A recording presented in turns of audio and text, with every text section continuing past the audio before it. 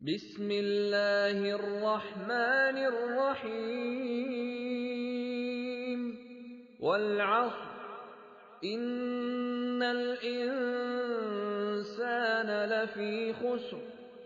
Illa alladhina amanu wa 'amilus salihati wa tawasaw bil haqqi wa tawasaw bis sabr. Bismillahirrahmanirrahim. Assalamualaikum warahmatullahi wabarakatuh. Alhamdulillahirabbil alamin wal aqibatu lil muttaqin fala udwana illa 'alal zalimin. Wassalatu wassalamu ala asyrafil anbiya'i wal mursalin nabiyyina wa habibina wa syafi'ina wa maulana Muhammadin wa ala alihi wa sahbihi ajma'in. Amma ba'du fa ya ibadallah usikum wa nafsi bitaqwallahi faqad fazal. Rabbi syrah li sadri wa yassir li amri wahlul 'uqdatam min lisani yafqahu qawli. Allahumma nawwir qulubana binuri hidayatika kama nawwartal arda binuri syamsik. Yang saya hormati para alim ulama, para asatidz, tidak lupa guru kami Kiai Haji Amin Laduni. Ada juga berserta kita Al-Mukarram Ustadz Ahmad Mardono, Ketua DKM Masjid An-Nur Kelapa Gading. Hadir juga bersama kita Kiai Haji Ahmad Zainuddin, Ketua DKM Masjid At-Taqwa Sunter Muara. Hadir juga bersama kita Al-Mukarram Ustadz Arif Yusadi, Ketua DKM Masjid Al-Huda Sunter. Dan seluruh jamaah sekalian yang tidak bisa saya sebutkan satu persatu, semoga kita semua selalu dalam lindungan dan rahmat Allah Subhanahu wa Ta'ala. Hadirin jamaah sekalian yang dirahmati Allah Subhanahu wa Ta'ala, pada hari ini kita akan mengkaji kitab At-Tadhhib fi Adillati Matnil Ghayah wat Taqrib. Ini adalah kajian perdana yang diselenggarakan oleh Yayasan Dakwah dan Pendidikan Al-Qudwah Jakarta Utara yang diketuai oleh Kiai Haji Amin Laduni, dan beliau meminta saya untuk mengkaji kitab ini bagi kaum muslimin untuk menambah wawasan kita tentang ibadah dan amaliyah sehari-hari. Kitab ini bernama At-Tadhhib fi Adillati Matnil Ghayah wat Taqrib. Yang kitab asalnya adalah Matnil Ghayah wat Taqrib, yang mana kitab ini dikarang oleh seorang ulama besar mazhab Syafi'i yang bernama Al-Imam Abu Syuja Al-Asfahani, atau nama lengkapnya adalah Ahmad bin Husain bin Ahmad Al-Asfahani. Beliau lahir tahun 433 Hijriah. Berarti kitab ini kurang lebih sudah 1000 tahun. Dan di Indonesia sendiri, berdasarkan apa yang disebutkan oleh Dr. Kiai Haji Thalhah Mansur, sudah dikaji ratusan tahun lamanya. Terlebih-lebih oleh pesantren-pesantren yang ada di seluruh Indonesia. Tidak hanya pesantren-pesantren, tetapi juga masjid dan surau yang ada di Indonesia, banyak yang mengkaji kitab ini. Bahkan tidak hanya di Nusantara, di Indonesia, di Mesir, di Yaman, dan seluruh dunia yang bermazhab Syafi'i mengkaji kitab ini. Padahal kitab ini adalah kitab yang sangat ringkas. Kitab yang sangat kecil jika dibandingkan dengan kitab-kitab mazhab Syafi'i yang lain.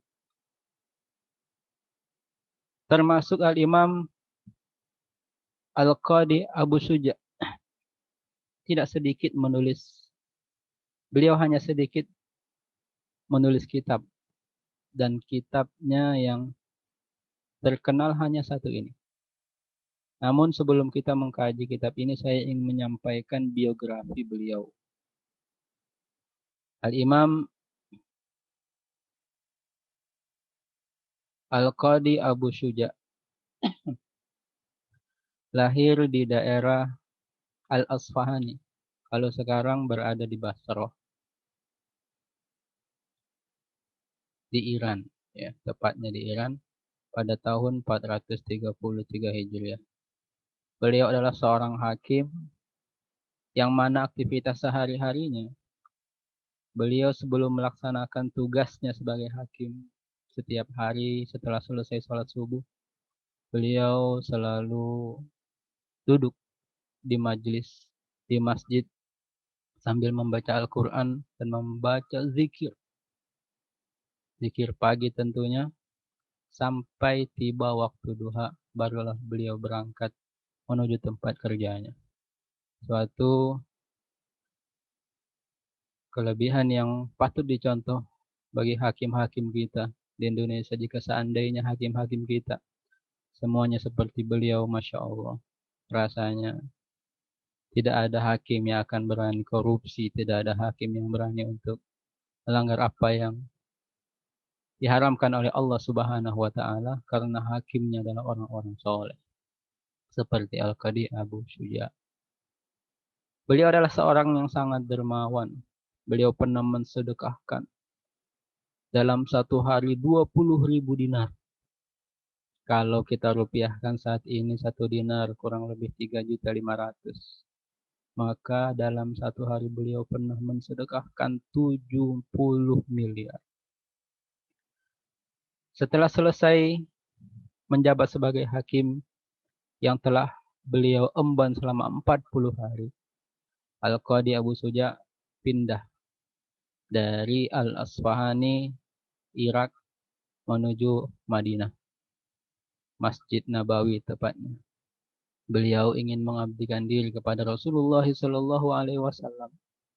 Beliau adalah orang yang sangat zuhud, tidak cinta kepada dunia, sangat cinta kepada akhirat. Oleh karena itu di Masjid Nabawi dia mendaftar sebagai marbot di Masjid An-Nabawi. Beliau diberi tugas sebagai penyapu masjid, mengepel masjid, menghidupkan lampu-lampu masjid. Bahkan beliau meninggal dimakamkan di dekat pintu Jibril, dekat dengan makam Rasulullah SAW. Namun sekarang sudah dipindahkan ke daerah Baki. Beliau meninggal di umur 160 tahun. Jadi beliau lahir 433 Hijriah dan wafat tahun 593 Hijriah. 160 tahun. Namun yang sangat luar biasa, ketika beliau berumur di atas ratusan tahun, gigi-gigi beliau masih sangat bagus. Fisik beliau masih sangat bagus. Sampai ada orang yang bertanya, "Wahai Imam, kenapa di umur yang begitu senja tidak ada sedikit pun dari gigimu yang tanggal? Fisikmu masih kelihatan begitu bagus." Beliau hanya menjawab, "Semenjak kecil saya sudah menjaga tubuh saya dari bermaksiat kepada Allah Subhanahu wa Ta'ala. Maka Allah Subhanahu wa Ta'ala menjaga tubuh saya ini hingga saat ini, karena saya menjaga apa-apa yang diharamkan oleh Allah Subhanahu wa Ta'ala. Ihfazillah yahfazka." Persis seperti apa yang disebutkan Rasulullah SAW, jagalah Allah maka Allah akan menjaga. Bahkan termasuk kitab yang beliau karang ini adalah kitab yang sangat tipis, kitab yang sangat ringkas dibandingkan dengan kitab-kitab mazhab Syafi'i yang lain yang dikarang oleh ulama-ulama besar. Tetapi mungkin karena berkahnya keikhlasan beliau dalam mengarang kitab ini, Allah jaga. Tidak hanya fisik beliau yang Allah jaga, tapi ilmu yang beliau tulis dalam kitab ini dipakai oleh jutaan umat Islam yang bermadzhab Syafi'i hingga hari ini. Baik para ulama, para ustadz, dan penuntut ilmu di berbagai daerah di seluruh dunia. Allah jaga kitab yang beliau tulis ini sehingga menjadi pahala yang mengalir untuk beliau hingga hari kiamat kelak. Subhanallah. Itulah sekelumit biografi Imam Abu Qadi Al-Asfahani yang menulis kitab Takrib Matan Ghayah atau disebut juga dengan kitab Matnul Ghayah wa Takrib. Dalam kitab ini beliau berkata dalam pengantarnya yang juga sangat singkat, bagi yang belum memiliki kitabnya bisa menghubungi MC Al-Ustadz Al-Mukarram Arhani ya. Bismillahirrahmanirrahim, dengan menyebut nama Allah Subhanahu wa taala yang Maha Pengasih lagi Maha Penyayang. Alhamdulillahi wahdah al-qail fi kitabihi falaula nafara min kulli firqatin minhum ta'ifatun liyatafaqahu fid din waliyunziru qaumahum idza raja'u ilaihi. Bismillahirrahmanirrahim. Alhamdulillahirabbil alamin. Wa sallallahu ala sayyidina Muhammadin an-nabi Muhammadin nabi wa ala alihi tahirin wa sahabatihi ajmain. Beliau memulai kitabnya dengan mengungkapkan basmalah, Bismillahirrahmanirrahim, sebagai bentuk mengamalkan hadis Rasulullah SAW, kullu amrin dzibal, semua perkara yang memiliki manfaat, apalagi berhubungan dengan ajaran agama yang tidak dimulai dengan Bismillah, fahuwa aqta, maka dia akan terputus. Fahuwa abtar, tidak bermanfaat. Makanya beliau mulai kitab ini dengan ucapan Bismillahirrahmanirrahim. Lalu alhamdulillahirabbil alamin, segala puji bagi Allah, Tuhan sekalian alam. Dilanjutkan dengan wa sallallahu ala sayyidina Muhammadin nabi wa ala alihi at-tahirin wa sahabati ajmain. Salawat kepada Rasulullah sallallahu alaihi wasallam. Barang siapa yang bersalawat kepada Rasulullah sallallahu alaihi wasallam satu kali, maka Allah akan bersalawat untuknya 10 kali. Allah angkat 10 derajatnya dan Allah hapuskan darinya 10 dosa atau kemaksiatan. Qala al-musannif rahimahullah, qala al-qadi Abu Suja Ahmad ibn Husain ibn Ahmad al-Asfahani rahimahullah. Al-qadi Abu Suja Ahmad bin Husain bin Ahmad al-Asfahani, semoga Allah merahmati beliau, beliau berkata, Sa'alani ba'dul asdiqai hafizahumullah.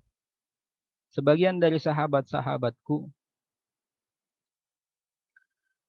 meminta kepadaku, semoga Allah Subhanahu wa taala menjaga mereka, an a'mala mukhtasaran fil fiqhi ala madhabil Imam Syafi'i. Mereka memintaku untuk membuat ringkasan dalam fikih di atas madhab al-Imam Asy-Syafi'i.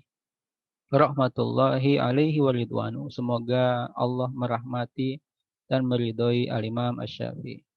Fi ghayatil ikhtisari wa nihayatil ijaz. Mereka memintaku untuk membuat buku mazhab Syafi'i fi ghayatil ikhtisar, yang amat ringkas. Wa nihayatil ijaz, dan sangat pendek, liyakruba 'alal muta'allimi darsuh, agar mudah bagi para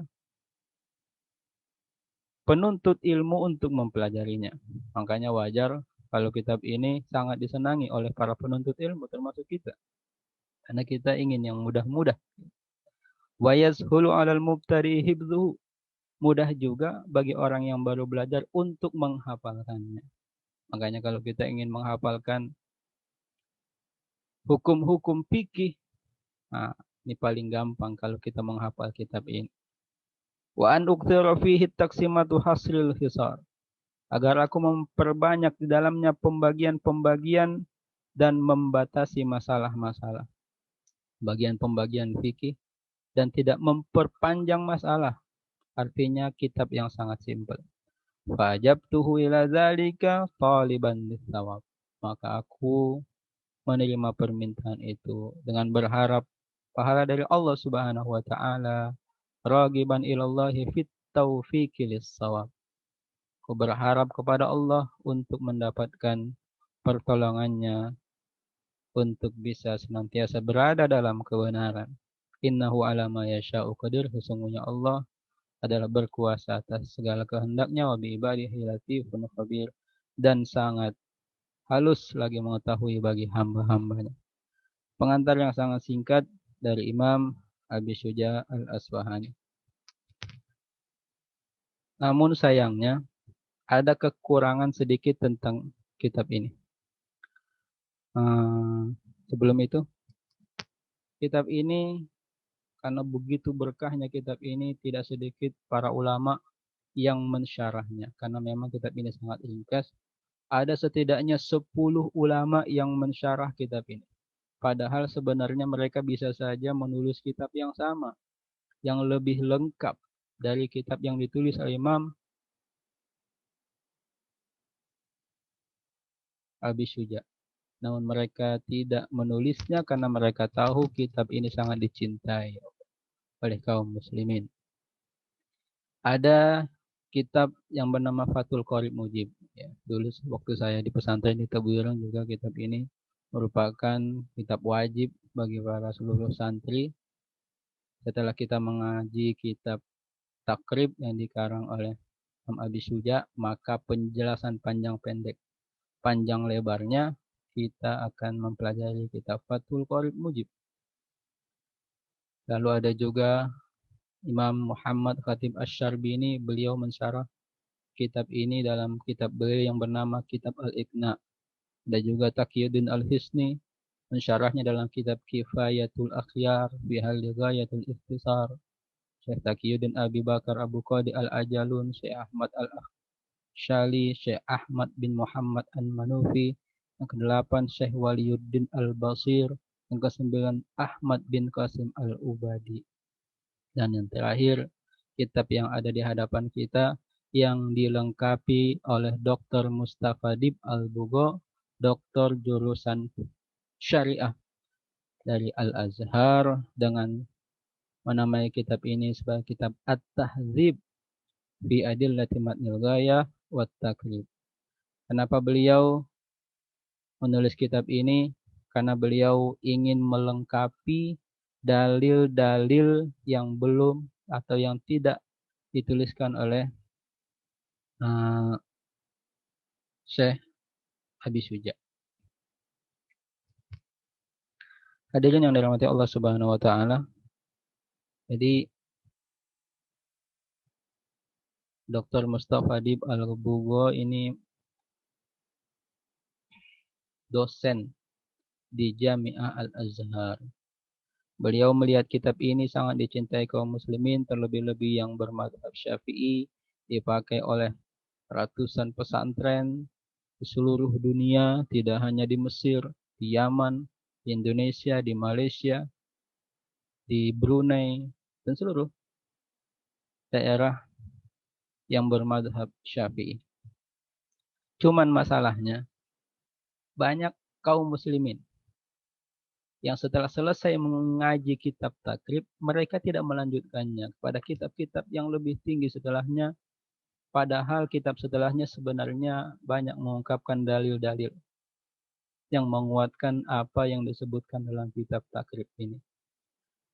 Karena banyak kaum muslimin yang kurang ilmu, mohon maaf, mereka kadang menganggap karena mereka baru mempelajari dasar dari kitab fikih, seolah-olah menganggap kalau kitab fikih itu adalah pendapat para ulama.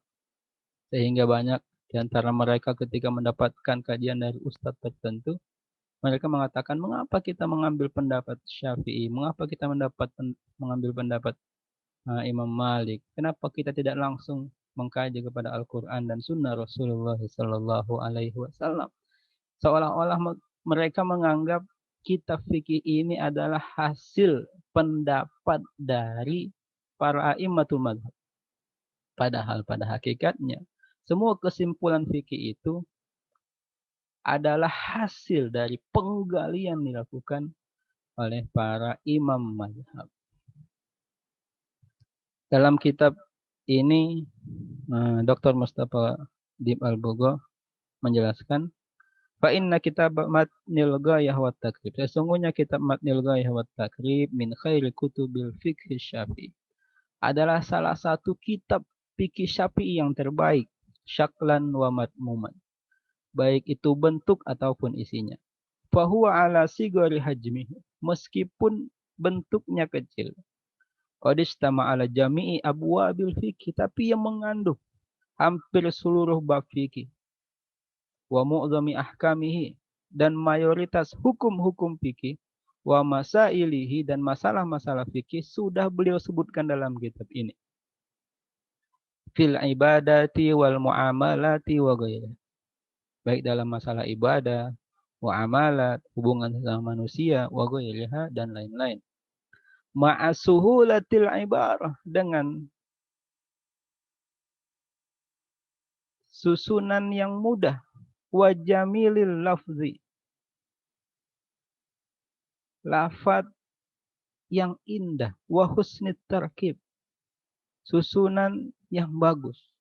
Ila janib bima imtaza bihi min taksimatin maudu'iyah, ditambah lagi keistimewaan yang dimiliki kitab ini adalah pembagian-pembagian dan pembahasannya yang sistematis.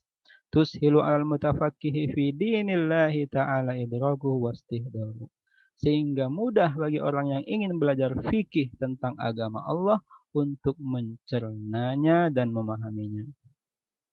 Wa yamtazu hadzal kitab bima kataballahu lahu min qabul, dan keistimewaan kitab ini, makanya kenapa banyak di antara ulama besar yang mensyarah kitab ini dibandingkan mereka harus mengarang kitab baru yang lebih tebal, mereka lebih memilih untuk mensyarah kitab yang kecil ini. Fatajidu tullabal ilmi wal ulama, maka kamu akan melihat para penuntut ilmu dan ulama qadiman wa hadisan, dari semenjak zaman dulu dan zaman sekarang, zaman now, muqbilina ala alaihi darsan wa ta'liman, mereka memakainya untuk belajar dan mengajar, fahman wa hifzan, untuk memahami dan menghafalkan hukum-hukum fikih, idahan wa syarhan, untuk penjelasan dan menjelaskan. Walamma kana hadzal mukhtasar qasiran ala dzikril ahkamil fiqhiyah. Nah, di sini kekurangannya. Ketika ringkasan ini hanya mencukupkan untuk menyebutkan hukum-hukum fikih, dunat ta'arrud li adillatiha, tanpa menyertakan dalil-dalilnya. Wa tullabul ilmi al-yaum, sementara penuntut ilmi zaman sekarang, zaman kita ini, tahfu nufusuhum ila akhdhil hukmi syar'i muayyidan bidalilihi, banyak yang lapar untuk mengambil hukum syar'i yang dilengkapi dengan dalil-dalil. Makanya yang jadi masalah pada zaman sekarang, banyak orang yang baru belajar fikih beserta dalilnya langsung menyalah-nyalahkan kitab-kitab fikih yang terdahulu yang mereka anggap tidak dikuatkan dengan dalil-dalil.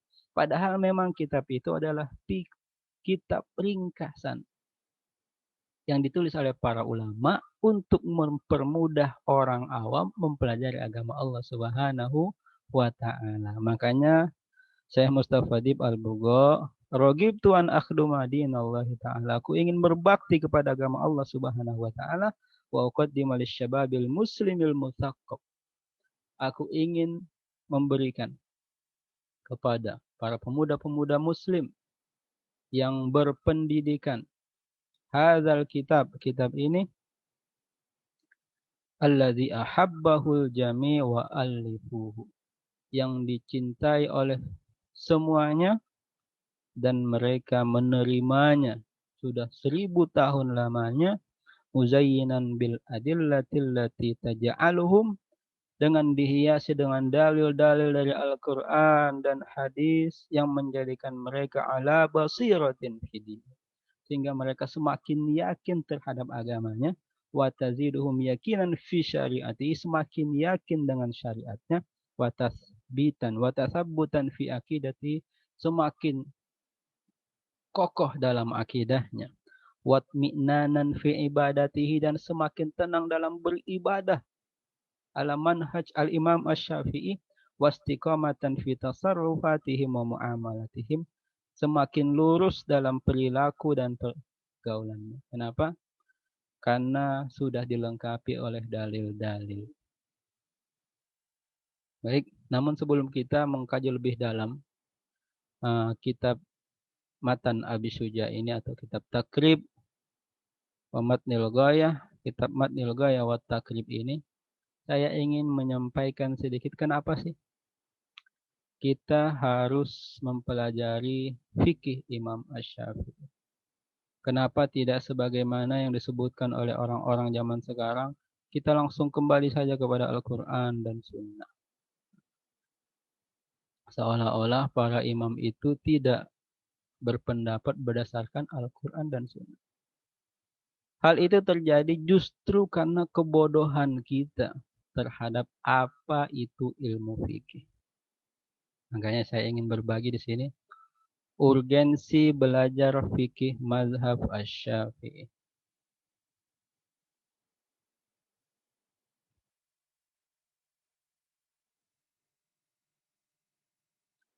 Yang akan kita bahas dalam slide ini adalah yang pertama, apa itu mazhab? Banyak orang tidak mengerti apa itu mazhab. Mereka pikir mazhab itu hanya sebuah pendapat dari Imam Syafi'i, Imam Malik, Imam Ahmad bin Hambal, atau Imam Hanafi tanpa berpegangan pada dalil-dalil yang kuat dari Al-Quran dan Sunnah. Padahal sebenarnya yang disebut dengan mazhab secara bahasa lugatan adalah berasal dari kata zahaba yazhabu, zihaban, tempat untuk pergi. Yang mana dalam pelajaran sorof, mazhab itu adalah isim makan dan isim zaman dari kata zahaba yazhabu. Ini mungkin bisa dipahami oleh orang yang pernah belajar bahasa Arab. Yang belum pernah belajar bahasa Arab, mohon maaf. Sedangkan secara istilah, mazhab adalah sebuah metodologi ilmiah dalam mengambil kesimpulan hukum dari kitabullah dan sunnah Nabi Muhammad Sallallahu Alaihi Wasallam. Jadi mazhab itu adalah sebuah metodologi ilmiah dalam mengambil kesimpulan hukum yang diambil dari kitabullah dan sunnah Nabawiyah. Bukan pendapat seseorang imam mazhab, tapi hasil kajian metodologi ilmiah sesuai metodologi yang beliau terapkan dalam mazhabnya untuk mengambil kesimpulan apakah dia haram, halal, mubah, atau makruh. Hadirin dirahmati Allah Subhanahu wa taala, sampai sini dulu kajian kita pada sore ini. Nanti kita akan sambung, azan sudah berkumandang. Kita tutup dengan doa kafaratul majlis. Subhanakallahumma bihamdika asyhadu an la ilaha illa anta astaghfiruka wa atubu ilaik.